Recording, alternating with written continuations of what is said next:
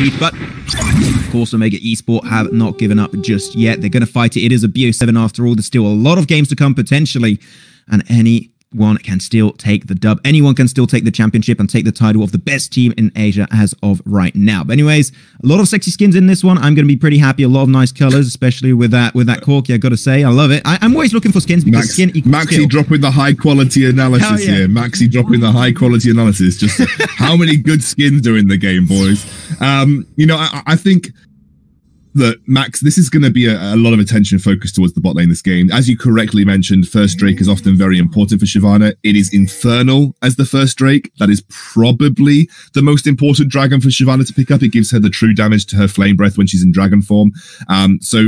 It's going to be spicy. I genuinely favor the Omega comp at level 5. You have a lot of really strong ultimates. You have Ragnarok. You have Unbreakable Will from Alistair. You have that Ziggs bomb, which is obviously going to be incredibly powerful in terms of AoE damage. I feel like you're going to have to get some kind of man advantage for next play, especially as Jinx is probably not going to be at her strongest state in the first dragon in the game.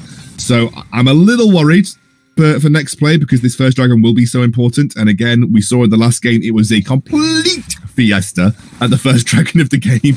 But we'll see how it goes. I mean, I think like the word fiesta is just exactly what described that first game. It was a little bit of a weird one for Omega Esports. They had a hard time overall. But then we're going to go back to the composition of having Corki going into the mid lane. And talking about Corki, he just bullied Chile on that Aurelion Sol. He's going to have to go for the honey fruit almost instantaneously. Reason why I also like Corki in this mid lane up against Aurelion Sol, Corki's got some really strong roaming potential. So I think that overall having that against another good roaming potential character like an Aurelion Sol makes it a little bit even Steven in the entire game. So I think that they can both bring a lot to the jungle and also to the side lanes if they decide to do so. Garen's going to try and get a little bit of deep vision, but he's not going to get done just yet. As Shyvana, though, doing her rotation nice and swiftly. She's just making her way around, trying to make sure she gets the information on this Dragon Pit when the Drake is about to spawn, which of course makes sense as you would focus down this Scuttler instead of the other one. Rotation towards the top side, we're going to be seeing Olaf trying to take that fight towards the Garen, but unfortunately Garen a little bit prepared, just taking this one a little bit slow as Olaf will take his own Scuttler towards the Baron Pit. Yeah, I think right now I'm anticipating a rather slow game. I don't think anybody going to take. I don't think either team is going to take massive chances before we hit that first Drake fight of the game. You can see Shyvana going for a little bit of counter jungling here, just taking away the Krugs, I believe, from the Olaf jungle. But Olaf will literally just mirror that top side of the map. We've basically got vertical jungling opening up at this point in time. We didn't talk about it much, but it is actually the Corki mid Ziggs bot, which is something that is worth talking about.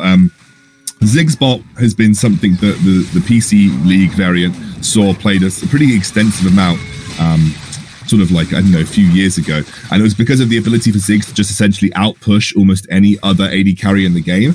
And he was able to essentially force down that first turret using his Hextech explosive charge very, very quickly, which would allow the team to quickly rotate out of bot lane and start to focus global objectives.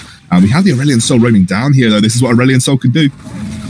Exactly. Nice headbutt coming on through. Does get stunned away on Polymorph, but at the end it's just going to be a little bit of damage. But this is what I like to see from Chile. Some nice roaming overall. But Alistar does pretty good. Can just bump him away from that Celestial expansion. So he's going to be able to hold on strongly to that lane, save up the Jinx and the Lulu some time as they're just going to go back to base. Because really this lane has been heavily going in favor of this Ziggs and also Alistar combo. Alistar's been, tanking it up as he should be and creating some good opportunities for this Ziggs to really dash out the damage. But so far, I've got to say, this is a very slow-paced game, as you did mention, Scandal. It was expected to happen, so no one taking a lead just yet. In terms of gold, they're also really close, just a 200 to 300 gold difference so far, so nothing too out there for the time being. But Drake is going to be on the menu for in the next now 30 seconds, 35 seconds, and that's where we can potentially start seeing some really early fights occur.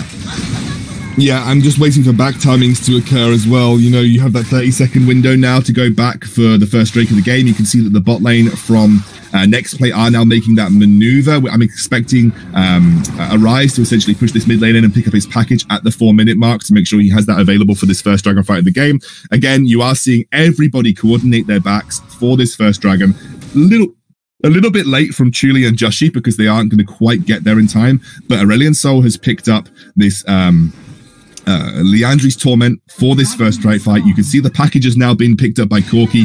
It's about to go down, Maxi. It is going to be a fiesta at this first Drake. Headbutt, no, that's going to be our Scuttler. We're going to keep the vision down, which they had to contest it anyways. They had to try and keep an information on it because they are not on the easy side access to the pit. Then to the mid lane, going to have a nice engage coming on through from also this Corki, trying to get the damage down to Chili, but Chili will be good to go. He will be able to escape. It was a very low HP. And because Chili's going back to base now, this might be an opportunity to try and go for an early Drake, but I don't think they're going to pull the trigger right here, right now. They're going to take things a little bit slow while Shyvana wants to make sure that the wave doesn't get fully crashed and the CS is not lost fully for Chili to try and just make it back in the gold lead. But the wards once again coming on through, and Horizon trying to leash it up a little bit, but not sure what he's trying to do here. Maybe just trying to bait a few players of Mega Esports into the pit. Yeah, you can see now they're grouping up. I mean, they do this very quickly as a Shyvana, and you can see Arisen has rotated down on this McGarren. Look, Maxi, I'm going to let you do the build up to this because there's clearly going to be some action. Oh, hell yeah, there's going to be, and it's taken away by the Olaf, not giving it to Shyvana, no, and of course now the fight comes on through, great double knockup coming on through also from this Alistar, that's going to create some great opportunities, and also so many frags coming the way of this Olaf. He is busted, as I always like to say, and 2 kills coming his way out of the 3 frags. One of those kills actually going the way of this Corki, and now that's going to be mid-turret potentially getting taken down, and they have it too. They have this Ziggs, making it even easier to just take it down instantly, 20% HP, and that turret is gone, Scoundrel. What did we say, Maxi, at the start of the game? A, we're getting a level 5 Fiesta at the Dragon Pit, and B, we favored Omega's team comp at level 5. They have much more impactful ultimates. That Gragas ultimate was clean. That Gragas ultimate was so good from JLC. Essentially, he was able to just knock Shyvana away, prevent the smite from coming through, and they were able to secure it with the Olaf. No one got rid of the blast cone, by the way. So the blast cone was there for absolutely free for Olaf to just jump over the wall. Didn't even need to use his flash in that fight. Obviously, they just saw a kill go down onto the Garen on the bot side of the map. They pick up the Gragas, but I mean, it played out exactly as we said, Maxi. It played out exactly as we said. Like, that level 5 fight, it was much better for JLC. And we knew that Shyvana was going to want to contest the Infernal Drake, even though they maybe shouldn't have done so. But it looks like we're getting a little bit back. It's a cross-map play for a couple of turrets while the Rift Tower is being spawned. Just, again, we're going to see it on the screen now. The blast cone is there. You're going to want to watch this Gragas ultimate. Really lovely stuff. Beautiful. Look, it just knocks Shyvana so far away. At this point, they are completely split. The Lulu has to flash over the wall just to even get it. She actually wild growthed herself, so wasn't even able to wild growth anyone relevant in the fight, and they got cleaned up. Oh, Olaf trying to go for the dive actually with that Ragnarok. They're going to try and find the turret. Nice CC coming on through though. Chili doing some great work, and the ultimate from the Jinx almost, I thought, was going to be able to connect that kill onto Impressive Smart, but unfortunately that is not going to be happening just yet. But still, that counter push coming on through. The turret is down on 39 HP. So at the end of the day, the team that really comes out on top of that one is going to be the side of Omega Smart. They almost find 2 turrets. I'm going to say they find 2 turrets. If the fight happens there, 1 basic attack and is gone. So overall, good pickup and good counter push coming on through. Next play, unfortunately, now losing quite a bit there because also they are pushing down onto the bot lane. The objective game has dominantly been taken away by Omega Esports. It's really, really good stuff from Omega. They're actually rotating time lapse around so nicely. You know, this is what Ziggs is powerful at doing. Ziggs has that ability to just roam and take towers with relative ease. That top lane will go down to a single Ziggs satchel charge. If you're able to get Ziggs safely into the red side jungle behind the Baron pit for Omega, they'll be able to just throw a satchel charge over the wall and pick up that tower for free. So, you know, this is what Ziggs is really, really good at. They're rotating him around the map. It's basically a walking turret destroying machine. And also he scales up incredibly well too. You know, he has a brilliant team fighter scaling, as does Corki. Right now, I don't see many ways for next play to get back into the game until we really have a super late game Jinx to talk about. And that's what I think next play are going to have to be playing towards in this game. They have to be looking to get Jinx up to 3 items at the very least. And there is some world where the Jinx Lulu combination can really start to pop off in the late game and essentially dominate these fights. But until that point, I'm a little worried. Right now, I think Omega are in complete control. And with the next Drake spawning, the Ocean Drake, which is relatively important for Shyvana too. It gives her the health in her dragon form. It was nerfed on the last patch, or a couple of patches ago, but it is still an important Drake for Shyvana to be in control of. I am expecting another Fiesta here, but if I were next play, I would be looking to cross map. I would be looking to go for the top turret. I know Shyvana kind of sucks if you don't pick up the Drakes max, but I don't think they win these fights. I really don't think they win these fights. Yeah, I truly agree with that one. And also, Shyvana's going to get somewhat starved away from this game. They're currently at a 5k gold disadvantage. It's going to be going the way of side of Omega Esports. So they're in a really good spot while Alistar just chilling in the bush, in a rover bush, trying to make sure he can maybe catch someone off guard paired up with this Ziggs. Things are going to get a little bit centered up. The entire team, here you go. You said it, the Fiesta's about to happen, and I think it is indeed. Everyone is going to start grouping towards that position, but the vision game is strong for NXP towards this pit. They have all the information, all the intel in the world that they might require. But are they ready to take this fight when, really, when you look at the side of Omega Esports, they're pretty damn far ahead. It's still only 3-1. It's not all that insane, but just their team fight potential is just absolutely through the roof. And they're just going to kick it off now, trying to contest it away. The fight is going to be roaring in just a few seconds, down to 3,000 HP. Garen's going to go on deep, though they're trying to single out. That's going to be Shyvana out of the way, and unfortunately can't fight it. They don't have the jungle, but Jinx just ults it down and secures the Drake, and that's going to make one happy Shyvana for sure. And Olaf is down. Unfortunately, went too deep in that fight. Now the man advantage is going their way, but unfortunately, all the players at NXP are just so damn low, and Alistar's just diving the backline like the goddamn assassin. Can he find the kill onto Uzi? I think that's a yes. He's disrespecting NXP. And now they're just going to be chasing down the few remaining players in their own jungle, picking it up one by one. Sure, they lose the Drake, but they find the kills.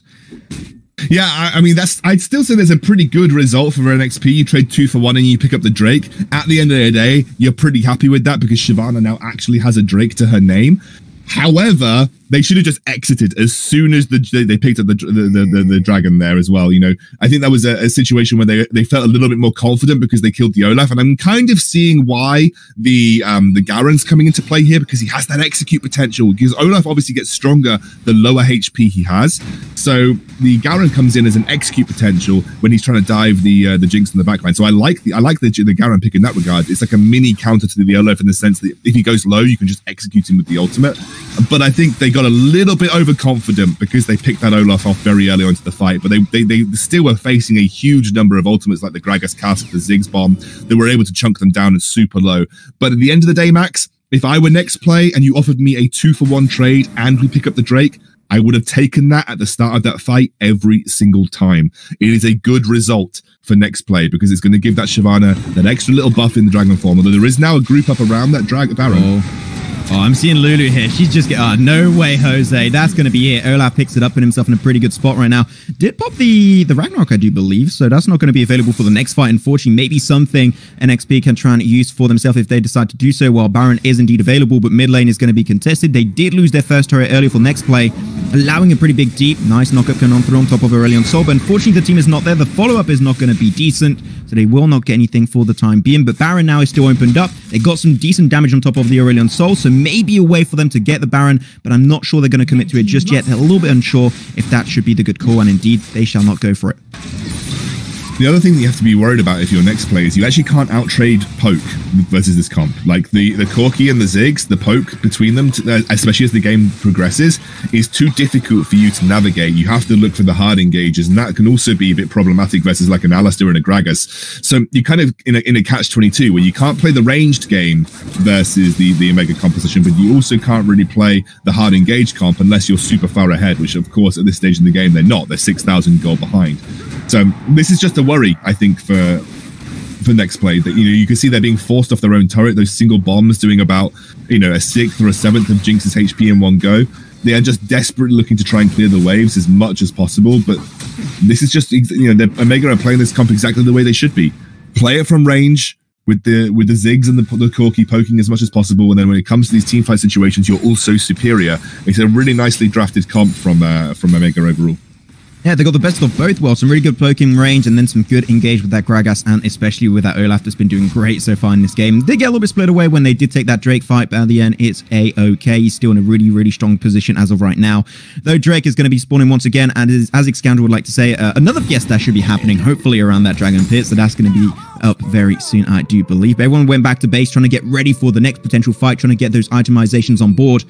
As Olaf trying to clear some deep vision, though he is Olaf, so if he has to escape, Ragnarok will easily just snatches it away with a nice hatchet, and will be able to get some extra 90 gold in his pocket. Red buff going to be contested. Can he steal? Oh my god, did he get that one? Yes, he did. He just snatched away the red. He did. Wow. Literally just snuck it away. And that's going to be important because red pretty impactful, especially if they were trying to donate that over to the Jinx. That's a pretty impactful buff to have in this next team fight, which is obviously going on towards the Cloud Drake. I don't know if next player are even going to bother contesting. They're not in the position, they don't have the vision, they've got 0 eyes on their blue side jungle, and even less in the river. They'd be walking into a trap versus an Alistar if they had to, so you can see next player just confident, or rather just going to say, not even going to bother. There's no way that we get into this without, potentially getting engaged on and just losing our lives. So they make the more sensible decision to give it up for free, but of course, this is exactly what Omega want. They are this far ahead where they've got complete dominance of the river, where at this point, next play can't even step up to look towards the dragons or look towards the barons, and that's going to be a worry for them, because the baron is quite clearly going to be the next objective being focused or even looked at by the Omega roster. And then you need to step up, like you need to get vision control, you need to try and take control back of your red side jungle at the very least. But at this point, Omega are in such a dominant position that they're able to just walk through for free, steal camps, put vision down, and honestly, next play are just essentially dealing the scraps of waves and funneling them into Jinx. They realize Jinx is primarily their only win condition, so they're just trying to give as many creeps over to Jinx as physically possible. Yeah, Hypercarry Jinx is going to be here for this game for sure. They do clear the vision away for the side of Omega Esports, making sure that they just going to put them in a little bit of a blanket of misinformation, as of course, that's going to be Aurelion Sol can easily just move away from that fight, not get caught up. But now as they are moving back into the mid lane, they're thinking, how can we potentially engage this fight? Well, Jinx does go back to base, so the man advantage is not there for fight does occur once again. It goes right into that barrel coming out from this Gragas, so just a little bit of extra damage down on top of the Shyvana. Things after a little bit of a stalemate for the time being, but that's just because they are stalling. They're trying to take as much time as possible. Corki, though, be careful to not get caught out. You will be fine, especially when Olaf went back into the jungle. They cannot afford to take this fight anymore, as it would break out really badly. But next play, they have that fear factor. They're just not ready to take any fight whatsoever.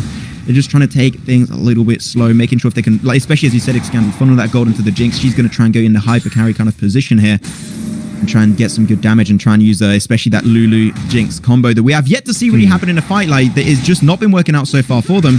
And let's see if the next fight might be the one they've been wishing for.